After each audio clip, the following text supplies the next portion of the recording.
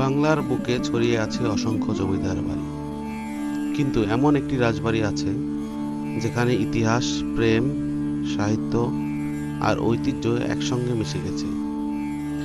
এই প্রাসাদের অলিন্দে একদিন হেঁটেছিলেন বিদ্রোহী কবি কাজী নজরুল ইসলাম। এখানেই তিনি কাটিয়েছেন জীবনের স্মরণীয় কিছুদিন।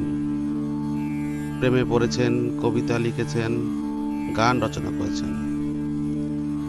আজ আমরা প্রবেশ করতে চলেছি মানিকগঞ্জ জেলার শতবর্ষী তেওতা জমিদার বাড়িতে, এক এমন স্থানে যেখানে প্রতিটি ইট যেন অতীতের গল্প শোনায়। কিন্তু এই রাজবাড়ির ইতিহাসে এমন একটি অধ্যায় রয়েছে যা আজও মানুষ আগ্রহ নিয়ে স্মরণ করে। কিভাবে এই প্রাসাদের সঙ্গে জড়িয়ে গেলেন বিদ্রোহী কবি কাজী নজরুল ইসলাম? তিনি কেন তেওতা এসেছিলেন? এখানে কি সত্যিই তিনি কবিতা লিখেছিলেন? আর কোন গল্পগুলো সত্য, আর কোনগুলো শুধুই লোকমুখে প্রচলিত কিংবদন্তি? এইসব প্রশ্নের উত্তর জানতে আমাদের সঙ্গে থাকুন।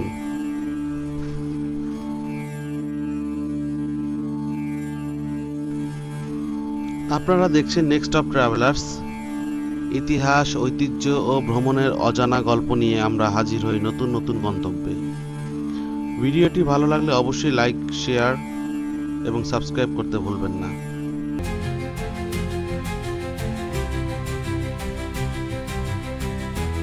আসসালামু আলাইকুম, আমি নেক্সট অফ ট্রাভেলার্স থেকে মনোয়ার সজীব বলছিলাম।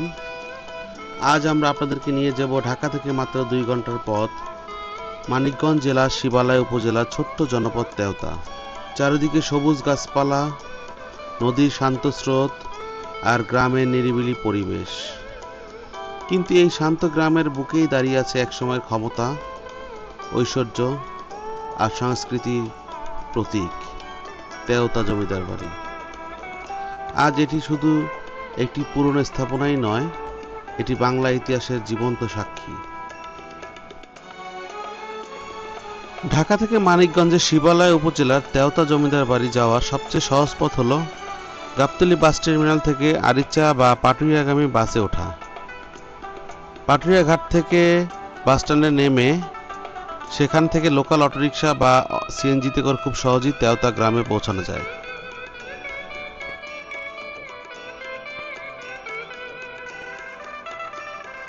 আমরা চলে আসলাম সেই তেওতা গ্রামে, সেই স্মৃতি বিজড়িত কবি কাজী নজরুলের আবাসস্থলে।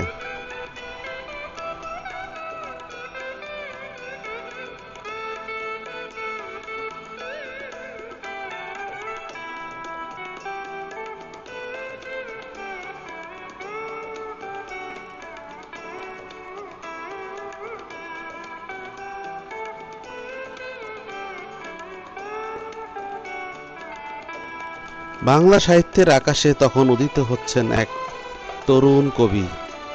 তার কলমে বিদ্রোহ, প্রেম, মানবতা আর অসাম্প্রদায়িকতার শক্তিশালী ভাষা। তিনি কাজী নজরুল ইসলাম। সাহিত্য, গান ও সংস্কৃতির প্রতি গভীর অনুরাগের কারণে তেওতা পরিবারের সঙ্গে নজরুলের পরিচয় গড়ে ওঠে। সে সময় বিভিন্ন দেশের বিভিন্ন জমিদার পরিবারের সাহিত্য সভা, সঙ্গীতানুষ্ঠান ও সাংস্কৃতিক আয়োজন হতো। তেওতা জমিদার বাড়িও ছিল তেমনই একটি প্রাণবন্ত সাংস্কৃতিক কেন্দ্র। এই আমন্ত্রণেই নজরুল একাধিকবার তেওতা আসেন বলে বিভিন্ন স্মৃতিচারণ ও গবেষণায় উল্লেখ পাওয়া যায়। ভাবুন তো, প্রায় 100 বছর আগে এই বারান্দা দিয়ে হেঁটে যাচ্ছেন নজরুল। চারপাশে পাখির ডাক, দূরে নদীর বাতাস, আর সন্ধ্যায় জমে উঠেছে গান আর কবিতার আসর। নজরুল ছিলেন অত্যন্ত প্রাণবন্ত মানুষ। তিনি শুধু কবিতা লিখতেন না, গান গাইতেন, গল্প বলতেন, সবার সঙ্গে সহজে মিশে যেতেন। তেওতা নিরিবিলি পরিবেশ তার সৃজনশীলতা নতুন অনুপ্রেরণা দিয়েছিল বলে অনেক গবেষক মনে করেন। নজরুলের জীবনে প্রেমের অধ্যায় ছিল অত্যন্ত আলোচিত। তার জীবনের বিভিন্ন পর্যায়ে একাধিক সম্পর্ক ও আবেগের গল্প ইতিহাসে স্থান পেয়েছে। তবে একটি বিষয় পরিষ্কার করায় উচিত, তেওতা জমিদার বাড়িকে ঘিরে নজরুলের প্রেমের নানা গল্প লোকমুখে প্রচলিত থাকলেও সেগুলো সবকটি শক্ত ঐতিহাসিক প্রমাণ নেই। এই কারণে ইতিহাসবিদরা দলিলভিত্তিক তথ্য ও লোককাহিনীকে আলাদা করে দেখার পরামর্শ দেন। আমরা যে দালানটি দেখতে পাচ্ছি এটি হচ্ছে পূজা ঘর, যেখানে শত বছর আগে পূজা হতো, এখনও পূজা হয়। তেওতা জমিদার বাড়ির অন্যতম আকর্ষণ ছিল এর নাট মন্দির। একসময় এই স্থান ছিল গান, নাটক ও বিভিন্ন সাংস্কৃতিক অনুষ্ঠানের কেন্দ্র। দুর্গাপূজা, ধর্মীয় অনুষ্ঠান, কবি গান, যাত্রাপালা, বিভিন্ন আয়োজনকে ঘিরে জমে উঠত পুরো প্রাসাদ। সেই সময় জমিদার বাড়িগুলো শুধু ক্ষমতার প্রতীক ছিল না, এগুলো ছিল গ্রামীণ সাংস্কৃতিক পৃষ্ঠপোষক।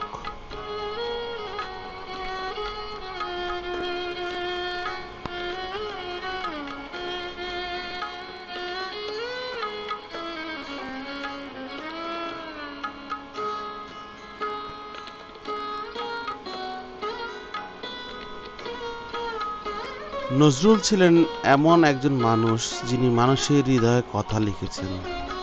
তার কবিতা আমাদের শিখিয়েছে অন্যায়ের বিরুদ্ধে দাঁড়াতে, ভালোবাসতে এবং মানুষকে মানুষের চোখে দেখতে। তেওতা জমিদার বাড়ির সঙ্গে তার সম্পর্কের স্মৃতি আজও মানুষের মনে আলাদা এক আবেগ তৈরি করে। যদিও ইতিহাসের প্রতিটা গল্পের সত্যতা যাচাই করা জরুরি, তবুও একটি বিষয় অস্বীকার করার উপায় নেই, এই স্থানটি বাংলা সংস্কৃতির স্মৃতিকে একটি বিশেষ স্থান দখল করেছে।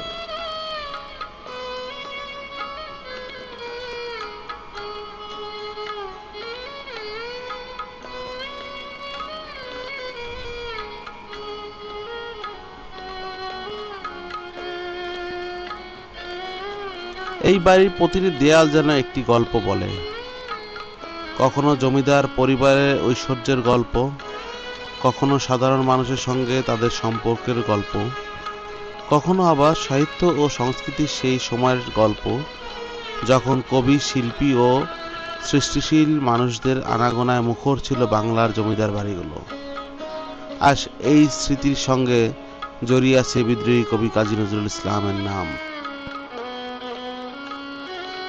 স্থানীয় মানুষের অনেকেই বলেন একসময় এই বাড়িতে রাতের বেলায় সঙ্গীতের আসর বসত। দূর দূরান্ত থেকে শিল্পীরা আসতেন, জমিদার বাড়ির আঙিনায় ভরে উঠত গানের সুরে। অনেকে আবার বলেন এই প্রাসাদের নির্জন করিডোরে আজও যেন অতীতের সেই দিনের অনুভূতি পাওয়া যায়। তবে এসব গল্পকে ইতিহাসের প্রমাণ নয়, বরং একটি স্থানের সাংস্কৃতিক স্মৃতির অংশ হিসেবে দেখা উচিত। তেওতা জমিদার বাড়ির সবথেকে আলোচিত অধ্যায়গুলোর একটি হলো কাজী নজরুল ইসলামের সঙ্গে এর সম্পর্ক। নজরুল শুধু এখানে একজন কবি ছিলেন না, তিনি ছিলেন এক যুগের কণ্ঠস্বর। আজও যদি আপনি ভালোভাবে লক্ষ্য করেন, দেখতে পাবেন অসাধারণ কারুকাজ। প্রতিটি স্তম্ভ, প্রতিটি খিলান, প্রতিটি বারান্দা যেন সেই সময়কার শিল্পীদের দক্ষতার পরিচয় বহন করে। যে রাজবাড়িতে একসময় প্রতিদিন মানুষের পদচারণায় মুখরিত থাকত, যেখানে বাজত সানাই, বসত জমকালো আসর, আজ সেখানে শুধুই নীরবতা। একসময় এই বাড়ির প্রতিটি কক্ষ ছিল আলোকিত, অতিথিদের আনাগোনা, জমিদারদের বিচার সভা, পূজার আয়োজন, সাংস্কৃতিক অনুষ্ঠান, সব মিলিয়ে তেওতা ছিল এক জীবন্ত জনপদ। কিন্তু ইতিহাস কখনো এক জায়গায় স্থির থাকে না, সময়ের স্রোতে হয় এই জমিদার বাড়ির পরিবারের পতন।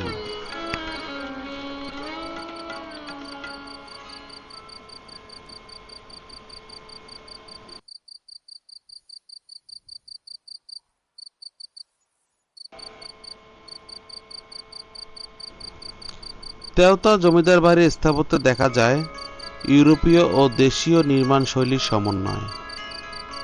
উঁচু ছাদ, বড় বড় কক্ষ, প্রশস্ত বারান্দা, শক্তিশালী স্তম্ভ শুধু সৌন্দর্যের ঐতিহ্য নয়, বরং সেই সময় জীবনযাত্রার উপযোগী করে তৈরি করেই হয়েছিল। প্রাসাদের প্রতিটি অংশ যেন বলে দেয় একসময় এখানে অর্থ, ক্ষমতা ও রুচির এক অসাধারণ সমন্বয় ছিল। এই প্রাসাদের সবথেকে আকর্ষণীয় দিক হলো এর বিশালতা, উঁচু ছাদ, প্রশস্ত বারান্দা, সারি সারি স্তম্ভ এবং বড় বড় কক্ষ। সবকিছুতেই দেখা যায় জমিদারি আমলের আভিজাত্যের ছাপ। সেই সময়ে আধুনিক প্রযুক্তি না থাকলেও কি অসাধারণ দক্ষতায় এমন বিশাল স্থাপনা তৈরি করা হয়েছিল তা আজও বিস্ময় সৃষ্টি করে। প্রাসাদের প্রতিটি অংশে ছিল ব্যবহারিক চিন্তা, বড় জানালা দিয়ে আলো বাতাস প্রবেশ করত, আর প্রশস্ত উঠান ছিল সামাজিক অনুষ্ঠান ও মানুষের সমাগমের জন্য। ইতিহাসের কিছু গল্প শুধু ঘটনা নয়, তারা হয়ে ওঠে আবেগের প্রতীক। দেওতা জমিদার বাড়ির ইতিহাসও এমন একটি অধ্যায় রয়েছে যা বাংলা সাহিত্য ও সংস্কৃতিকেও আজও আলোচিত। এই অধ্যায়ের কেন্দ্রে রয়েছে বাংলা সাহিত্যের বিদ্রোহী কবি কাজী নজরুল ইসলাম এবং প্রমীলা দেবী। 1920-এর দশকে নজরুল তখন বাংলা সাহিত্যের এক উজ্জ্বল নক্ষত্র। তার কবিতা, গান ও লেখায় ফুটে উঠেছিল অন্যায়ের বিরুদ্ধে প্রতিবাদ, মানবতার কথা এবং ভালোবাসার শক্তি। একদিকে তিনি ছিলেন বিদ্রোহের কবি, অন্যদিকে তার হৃদয়ে ছিল গভীর প্রেম ও মানবিক অনুভূতি। এই সময়েই তার জীবনে আসে এমন এক সম্পর্ক যা পরবর্তীতে তার ব্যক্তিজীবন ও সাহিত্য জীবনে গুরুত্বপূর্ণ প্রভাব ফেলে। তেওতা জমিদার পরিবারের সঙ্গে সম্পর্কিত সাংস্কৃতিক পরিবেশেই নজরুলের পরিচয় হয় আশালতা সেনগুপ্তার সঙ্গে, যিনি পরবর্তীতে প্রমীলা দেবী নামে পরিচিত হন। প্রমীলা ছিলেন শিক্ষিত, সংস্কৃতিমনা এবং সাহসী একজন নারী। তৎকালীন সমাজে ধর্ম, পরিবার ও সামাজিক রীতিনীতির কারণে এই সম্পর্ক সহজ ছিল না, কিন্তু নজরুল ও প্রমীলার ভালোবাসা সেই সময়ের প্রচলিত অনেক বাধাকে অতিক্রম করেছিল। 1924 সালে নজরুল ও প্রমীলার বিবাহ হয়। এই বিয়ে ছিল তৎকালীন সমাজের দৃষ্টিতে এক সাহসী সিদ্ধান্ত, কারণ নজরুল ছিলেন মুসলিম পরিবারে জন্মগ্রহণকারী আর প্রমীলা ছিলেন হিন্দু পরিবার থেকে আসা। তাদের সম্পর্ক ছিল ভালোবাসা ও পারস্পরিক শ্রদ্ধার প্রতিষ্ঠিত। এই সম্পর্ক প্রমাণ করেছিল মানবিকতা ও ভালোবাসা ধর্মীয় বিভাজনের চেয়েও বড়। নজরুলের অসংখ্য কবিতা ও গানে প্রেম এক বিশেষ স্থান দখল করেছে। তার প্রেম কখনো ব্যক্তিগত, কখনো মানবতার জন্য, আবার কখনো সৌন্দর্যের জন্য। তার লেখায় যেমন বিদ্রোহ আছে, তেমনি আছে গভীর আবেগ, বিরহ এবং ভালোবাসার আকুতি। তেওতার পরিবেশ, সেখানকার সাংস্কৃতিক আবহ এবং মানুষের আন্তরিকতা তার জীবনের এই সময়কে স্মরণীয় করে রেখেছিল বলে অনেকেই মনে করেন। তেওতা জমিদার বাড়িকে ঘিরে অনেক রোমান্টিক গল্প প্রচলিত আছে। কেউ বলেন এই বাড়ির নির্দিষ্ট কোনো কোণে বসে নজরুল কবিতা লিখেছেন, কেউ এখানেই তাদের প্রেমের সূচনা। কিন্তু গবেষণা দৃষ্টিতে সব গল্পে নির্ভরযোগ্য প্রমাণ পাওয়া যায় না। তবে একটি বিষয় নিশ্চিত, তেওতা জমিদার বাড়ি নজরুল ও প্রমীলার জীবনে একটি গুরুত্বপূর্ণ স্মৃতিবাহী স্থান হিসেবে মানুষের কাছে আজও পরিচিত।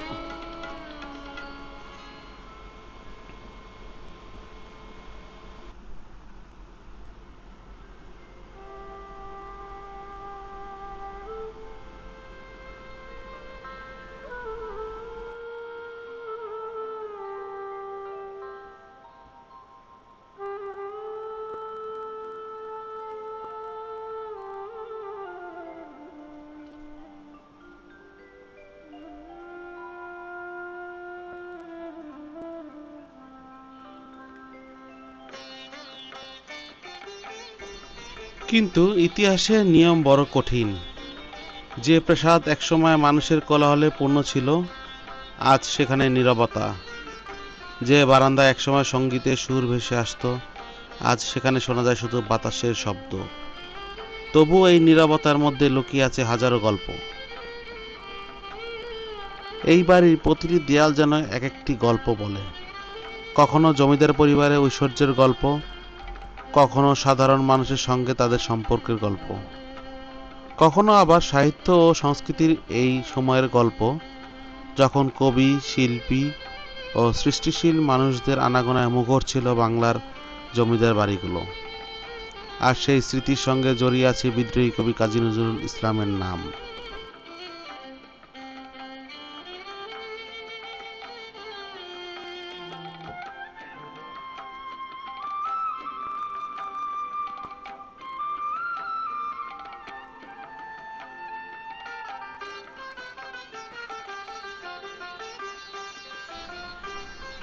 বর্তমানে তেওতা জমিদার বাড়ির অনেক অংশ সময়ের সঙ্গে সঙ্গে ক্ষতিগ্রস্ত হয়েছে। তবুও প্রতিদিন ইতিহাসপ্রেমী, ভ্রমণ পিপাসু এবং আলোকচিত্রীদের পদচারণায় মুখর থাকে এই স্থান। অনেকেই এখানে আসেন শুধু ইতিহাস জানার জন্যে, আবার কেউ আসেন নজরুলের স্মৃতি অনুভব করতে। এই রাজবাড়ি শুধু একটি ভবন নয়, এটি বাংলাদেশের সাংস্কৃতিক ঐতিহ্যের একটি গুরুত্বপূর্ণ অংশ।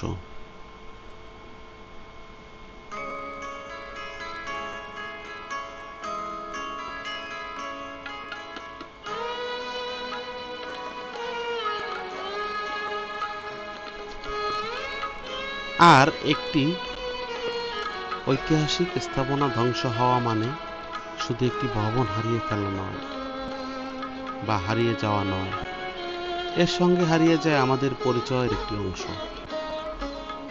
তেওতা জমিদার বাড়ির মতো স্থাপনাগুলো সংরক্ষণ করা গেলে ভবিষ্যৎ প্রজন্ম জানতে পারবে কেমন ছিল আমাদের অতীত, কেমন ছিল আমাদের সংস্কৃতি। প্রয়োজন সরকারি উদ্যোগ, সঠিক রক্ষণাবেক্ষণ এবং সাধারণ মানুষের সচেতনতা।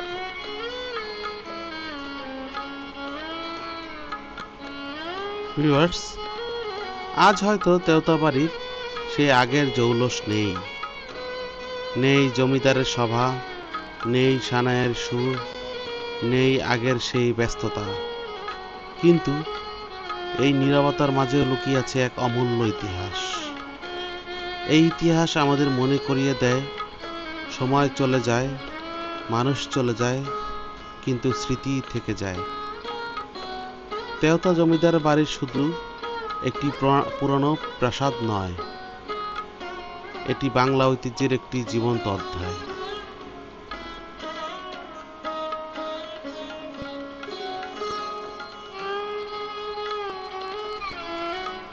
বন্ধুরা, তেওতা জমিদার বাড়ির এই ইতিহাস ভিত্তিক ভ্রমণ আপনাদের কেমন লাগলো তা অবশ্যই কমেন্ট করে জানাবেন। বাংলার এমন আরও অনেক অজানা ইতিহাস, ঐতিহ্য ও ভ্রমণের গল্প দেখতে দেখতে আমাদের সঙ্গে থাকুন। ভিডিওটি ভালো লাগলে আমাদের নেক্সট অফ ট্রাভেলার্স পেজে লাইক দিন, বন্ধুদের সাথে শেয়ার করুন এবং অবশ্যই চ্যানেলটি সাবস্ক্রাইব করতে ভুলবেন না। আমি মনোয়ার সজীব, দেখা হবে নতুন কোনো গন্তব্যে, নতুন কোনো ইতিহাসের গল্প নিয়ে। আজকে এই পর্যন্তই। আল্লাহ হাফেজ।